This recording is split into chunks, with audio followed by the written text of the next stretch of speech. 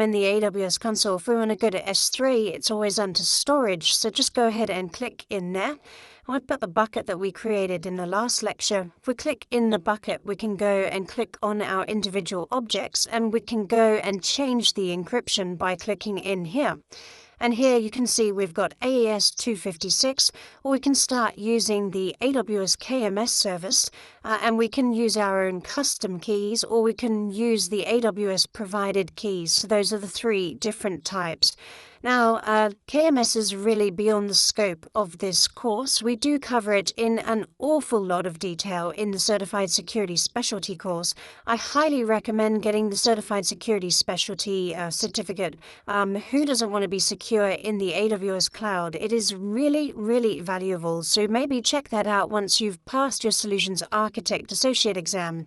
So I'm going to click on AES 256, and I'm going to go ahead and hit Save. And I'm going to go ahead and hit change.